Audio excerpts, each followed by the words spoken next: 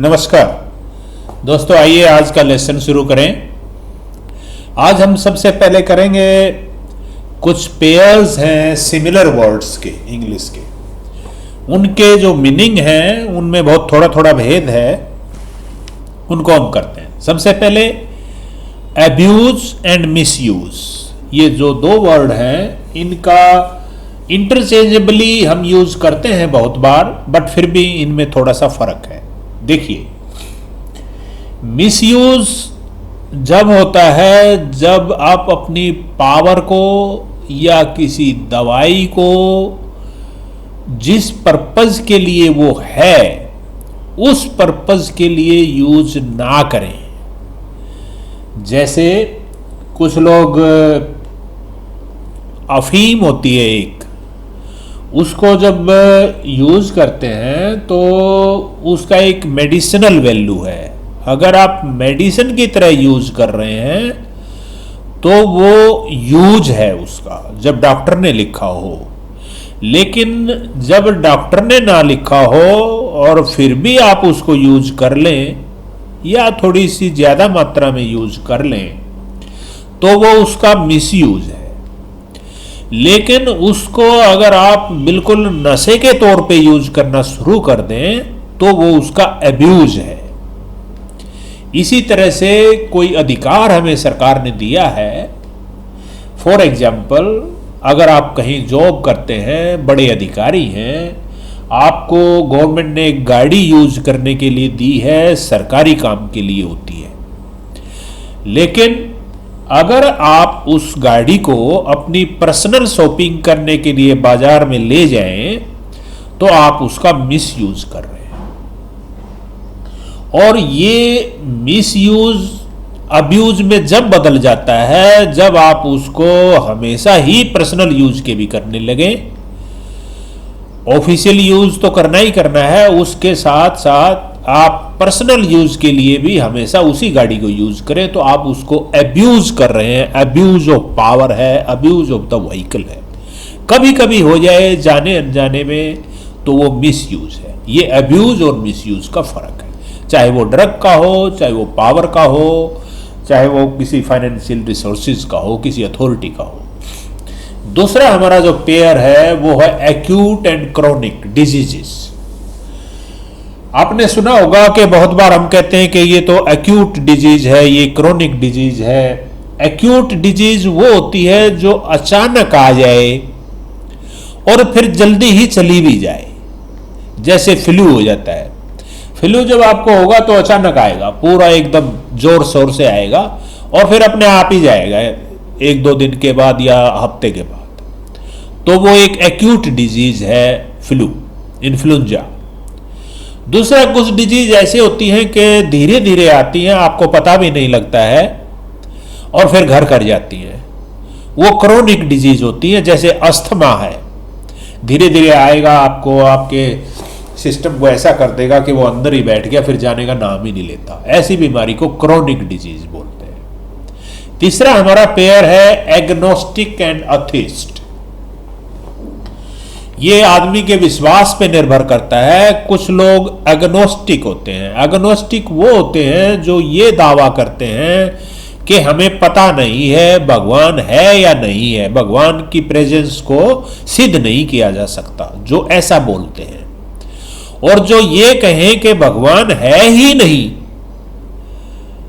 वो ऐसा दावा करें कि उनको पता है कि भगवान है ही नहीं, तो ऐसे लोगों को अथिस्ट बोलते हैं। तो अथिस्ट और एग्नोस्टिक में ये फर्क है। तीसरा जो पेयर है हमारा, तीसरा नहीं अगला जो पेयर है वो है एमोरल एंड इमोरल। दोनों ही अनैतिकता के लिए यूज है, ये प्रयोग होते हैं। एमोरल वो काम होता है जब आप किसी ऐसे काम को करें जो अच्छा ना हो, जिसको लोग अच्छी निगाहों से ना देखें, लेकिन आपको पता ना हो इस बात का कि आप ऐसा काम कर रहे हैं जो नैतिक नहीं है, तब आपको एमोरल कहा जाएगा। उस काम को भी एमोरल कहा जाएगा। और जब आपको पता भी हो कि ये काम गलत है फिर भी आपको करें तो उस काम को इमोरल कहा जाएगा और आपको भी इमोरल कहा जाएगा। फॉर एग्जाम्पल, जैसे आपने अगर श्री रामकृष्ण परमहंस की जीवनी पढ़ी है, या नहीं उनकी भी नहीं बल्कि उनके शिष्य की स्वामी विवेकानंद की, तो उन्होंने वहाँ पर लिखा है कि वो बचपन में कुछ महिलाओं को नग्न अवस्था में नहाते हुए देखा करते थे, पर उनको पता नहीं था कि ये गलत है, बच्चे थे वो, तो उनके काम को अमोरल कहा जाएगा। लेकिन एक आदमी बड़ा हो के जिसको सब पता है कि जो तू कर रहा है वो अच्छा नहीं माना जाएगा, फिर भी वो ऐसा काम करे तो उसको इमोरल कहा जाएगा। जैसे कि अभी कुछ दिन पहले किसी व्यक्ति को पकड़ा गया था, उसने कैमरे लगा रखे थे अपना मकान जिसको वो किराए पे देता था, और उसमें जो रेजिडेंट्स थे जब उसमें वो बाथरूम वगैरह में जाते थे तो उनके फोटो वो कहीं स्टोर करता था, तो वो काम इमोरल माना जाएगा। इलीगल तो है ही पर इमोरल भी है वो। तो एमोरल और इमोरल में ये फर्क है। आप इसमें स्पेलिंग देख लें, एमोरल में एम सिंगल है और इमोरल में डबल एम है। अगला हमारा ऐसा वर्ड है child like and childish behaviour. Child like behaviour वो होता है जो बच्चों जैसा हो और बच्चों की अच्छी क्वालिटी को रिफ्लेक्ट करता हो। आपको पता ही है कि बच्चे भोले भी होते हैं, इनोसेंट भी होते हैं, और बच्चे कई बार बचकाना हरकत भी करते हैं, यानी मूर्खता वाली हरकत भी करते हैं। तो जब कोई आदमी बच्चों की ऐसी हरकत करे जिनकी सराहना की जाए, जैसे इनोसेंटली कोई कुछ बोले, तो उसको कहेंगे कि ये चाइल्ड लाइक बिहेवियर है इस आदमी का। और जब वो बच्चों की मूर्खता जैसी बात करे तो उसको कहेंगे कि इसका चाइल्डिश बिहेवियर है। अगला हमारा जो वर्ड है वो है लाई एंड ले का पेयर। लाई होता है लेटना और ले होता है लिटाना। अगर आपको लेटना और लिटाना में फर्क पता है तो लाई और ले का फर्क भी आपको मालूम हो जाएगा। लाई का एक अर्थ होता है लेटना, दूसरा अर्थ लाई का होता है झूठ बोलना।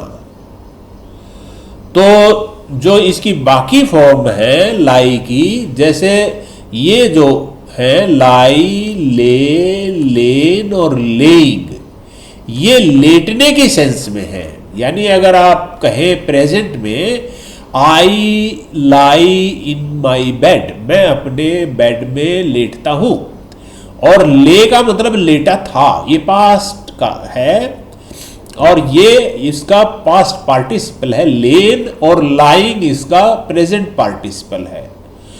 अगर झूठ बोलने के संदर्भ में आप लाई को यूज कर रहे हैं तो लाई, लाइड, लाइड और लाइंग ये होगा इनका। जैसे वह झूठ बोलता है हमेशा ही always lies, so I call him a lawyer. इसी तरह से अगर ले का आप यूज कर रहे हैं, ले का मतलब होता है या तो लेटा देना। लेटा देना जब आप यूज करेंगे तो ले अंग्रेजी में यूज करेंगे, और इसकी बाकी फॉर्म है ले, लेड, लेड और लेइंग। तो ये कई बार आ जाता है एग्जाम में कि लाई की जगह ले और ले की जगह लाई यूज होता है। यहां आपने इस बात का ध्यान रखना है।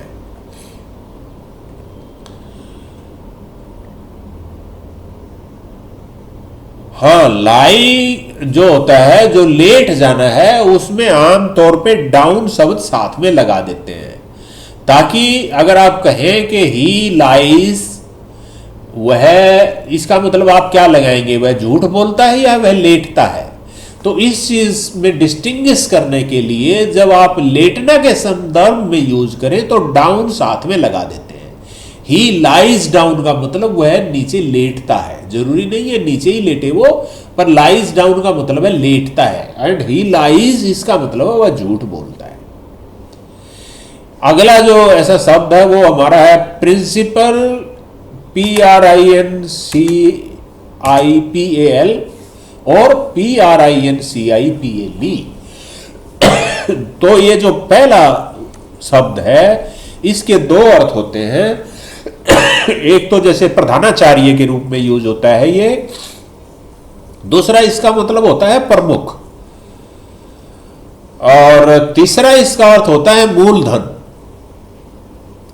जो प्रिंसिपल शब्द है दूसरा, PRINCIPLE, इसका अर्थ होता है सिद्धांत। जैसे अलग अलग मशीनें हैं, उसमें पूछे जाता है ये इसके कौन से साइंटिफिक प्रिंसिपल पे ये काम करता है, तो वहां पर आपने ये प्रिंसिपल यूज करना है। और जब आप प्रधानाचार्य के बारे में ये बोले सेंटेंस कि वो हमारे प्रधानाचार्य हैं, ही इज अवर प्रिंसिपल, वहां ये शब्द यूज करना है।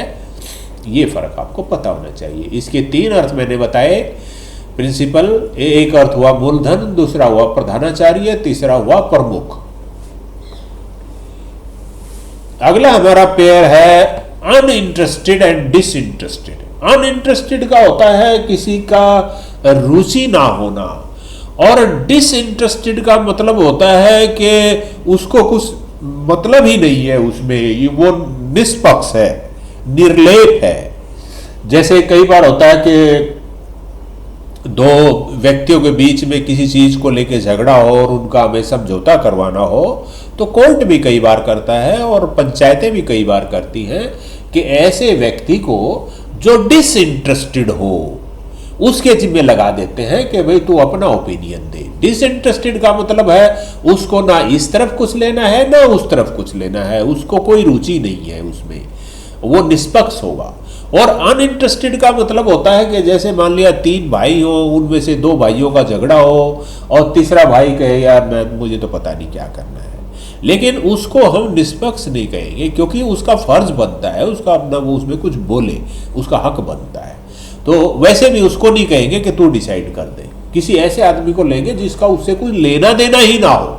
तो जहां कहीं लेना देना ही ना हो बिल्कुल, वो डिसइंटरेस्टेड कहेंगे। और जहां कुछ इंटरेस्ट बनता हो और वो आदमी इंटरेस्ट ना ले तो उसको अनइंटरेस्टेड बोलेंगे। अगला हमारा ऐसा वर्ड है इम्प्लाई, वर्ड पेयर है इम्प्लाई एंड इन्फेर। इम्प्लाई होता है आप बात बात में अपनी तरफ से कोई सजेशन जब दे देते हैं तो उसको बोलते हैं कि आप इम्प्लाई कर रहे हैं। आप सीधा तो नहीं कह रहे हैं लेकिन आपकी बातों से जाहिर है, तो आप इम्प्लाई कर रहे हैं वहां पर।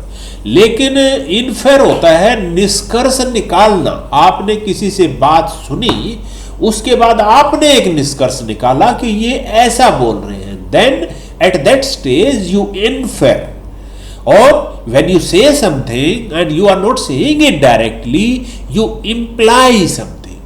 यानी इम्प्लाई आप अपनी तरफ से सजेशन देते हैं और इन्फेर आप दूसरे की सुन के आपने जो निष्कर्ष निकालना है वो इन्फेरेंस है। तो ये हमने आज कुछ पेयर्स किए, ये आप स्पेलिंग्स तो कर ही ली हैं। अगले हम लेसन में जो ले शब्द हमने किया था, ले से रिलेटेड या ले से शुरू होने वाली कुछ फ्रेजल वर्ब्स करेंगे। आपको पता है कि फ्रेजल वर्ब्स वो ग्रुप ऑफ वर्ड्स होते हैं जिनमें एक वर्ब होती है, दूसरा उसके साथ प्रेपोजिशन या एडवर्ब होता है। और ये प्रेपोजिशन या एडवर्ब या दोनों भी हो जाते हैं कई बार। तो प्रेपोजिशन और एडवर्ब ये जब वर्ब के साथ मिलके एक नया ग्रुप ऑफ वर्ड्स बनाते हैं, नया जो फ्रेज बनाते हैं, उसका एक मीनिंग होता है जो कि उस वर्ब से क्वाइट डिफरेंट हो सकता है। तो ये जो ले वर्ब हमने आज की थी, इससे रिलेटेड कुछ फ्रेजल वर्ब्स भी आज हम करेंगे। तो पहली ऐसी जो वर्ब है, पहले फ्रेजल वर्ब का मीनिंग देख लें। A phrasal verb is a verb that is made up of a main verb together with an adverb और प्रीपोजिशन और बोथ। तो कुछ सम फ्रेजल वर्ब्स विद ले हम आज करेंगे। पहला है ले अबाउट। ले अबाउट का मतलब होता है किसी पे अटैक कर देना। आप एक परिस्थिति की कल्पना करें कि एक बुढ़िया है और वो अपने घर में फॉर एग्जाम्पल अकेली है लेकिन लाठी वाठी के साथ है, और किसी दिन उसने देखा कि कोई आदमी उसकी खिड़की से ऊपर चढ़ रहा है। अब उसने क्या किया, लाठी उठाई और उसको धड़ाधड़ धड़ाधड़ धड़ाधड़ उस आदमी पे मारना शुरू कर दिया। तो ऐसी स्थिति में कहेंगे she laid about the thief with a stick when she saw him climbing on the window. अगला जो हमारा इसमें फ्रेजल वर्ब है ले से, वो है ले असाइड। ले असाइड का मतलब होता है बचा के रखना, जैसे भारतीय महिलाएं करती हैं कि थोड़ा थोड़ा करके जब भी मौका मिले थोड़ा पैसा अलग बचा के रख लेते हैं कि कभी काम आएगा। वो ये बात अलग है कि वो जब डिमोनेटाइजेशन हुआ तो सबका निकल गया, पर ऐसे जो पैसा बचा के रखना होता है उसको बोलते हैं ले aside. So the Indian women, Indian housewives lay aside some money every month so that the money could be used in future for some emergencies। ऐसे हमारा सेंटेंस बनेगा। अगला जो फ्रेजल वर्ब है वो हमारी है ले बाई। ले बाई का भी वही मीनिंग है जो ले असाइड का है। अगला मीनिंग हमारा है ले डाउन। ले डाउन के एक अर्थ ये है कि आप अपने हथियार डाल दें। जैसे अगर हम सेंटेंस बनाएं कि Phoolan Devi laid down her arms before the Madhya Pradesh chief minister Shri Arjun Singh, तो ले डाउन का एक मतलब ये हुआ। दूसरा मतलब जो ले डाउन का होता है वो होता है कि औपचारिक रूप से निर्धारण कर लेना। जैसे आपने सुना होगा कि कई बार बात बात में कोई कहता है कि भाई चलो यार मैं ऐसे बोलता हूं कि ऐसा है, और वो कहेगा नहीं नहीं ऐसा नहीं है, कि नहीं नहीं मैं लिख के देता हूं। तो ये जो लिख के देता हूं का मतलब ये थोड़ा ही है कि वो लिख के दे रहा है। इसका मतलब ये है कि वो क्लियर बता रहा है, सीधा एक पूरे जिम्मेवारी के साथ बता रहा है, तो उसको भी ले डाउन बोलते हैं। या जैसे हम कई बार होता है कि भाई गाइडलाइन तो बना दी, जबानी बना दी, उसको कोई सुनता नहीं है, तो उसको फिर हम लिख देते हैं, लिख के बोर्ड पे लगा देते हैं या उसको पब्लिसाइज कर देते हैं, तो इसको भी ले डाउन बोलेंगे। जैसे new guidelines have been laid down for the electoral bonds, तो ये ले डाउन हुआ। या new traffic rules have been laid down. Lay down का मतलब औपचारिक रूप से निर्धारण करना, और दूसरा मीनिंग इसका है हथियार डाल देना। अगला हमारा ऐसा वर्ड है ले ऑफ। ले ऑफ होती है कि जब आप किसी एम्प्लॉय को ये कहें कि भाई अभी हमारे पास काम नहीं है, अभी आपको हटाया जा रहा है, तो उसको ले ऑफ कहते हैं। जैसे ही has been laid off for a week, इसका मतलब यह है कि वो एक हफ्ता से उसको हटा दिया गया है, वो काम पे नहीं जा रहा है एक हफ्ता से, उसको ले ऑफ बोलते हैं। तो बहुत सारे फैक्ट्रियों वाले करते हैं ऐसा, यानी जब ये नई नई मशीनें चली थी तो वो क्या करते थे, लेबर को बोल देते थे कि तुम्हारी अब ये जरूरत नहीं है अभी, तो उसको ले ऑफ कर देते। तो फैक्ट्रीज में ले ऑफ होता था और उससे हड़तालें होती थी फिर, क्योंकि मजदूरों को हटा दिया जाता था। तो मजदूर यूनियन वाले हड़ताल करते थे against lay off. Lay off वो इसलिए करते थे क्योंकि मशीनें लगा ली, मशीनें काम आदमियों का कर रही हैं, मजदूरों को हटा देते थे, तो वो ले ऑफ होता जाता था, उसको बोलते थे ले ऑफ। ले आउट, ले आउट का मतलब होता है, कई मीनिंग है ले आउट का मतलब। ले आउट का मतलब ये भी होता है कि चीजों को टेबल पे रख देना या फर्श पे रख देना, ऐसे सजा देना, वो भी ले आउट होता है। और एक लेआउट बिल्डिंग की लेआउट होती है जिसमें आप नक्शा बना के ऐसे बताते हैं कि यहाँ ये होगा, यहाँ ये होगा, यहाँ ये होगा। तीसरा लेआउट होता है कि किसी का जैसे बाग वगैरह लगाते हैं, या जैसे बताते हैं कि Babur laid out a number of gardens in India, तो लेआउट का मतलब बाग वगैरह लगाना भी लेआउट होता है। अगला हमारा है ले ओवर।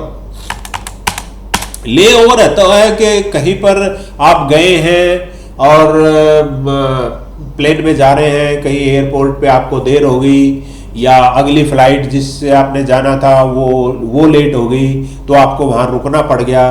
तो जो एयरलाइंस वाले हैं वो आपका इंतजाम करते हैं वहाँ पर रहने के लिए, तो ये जो रहने का इंतजाम होता है बीच में कर देना, इसको ले ओवर बोलते हैं।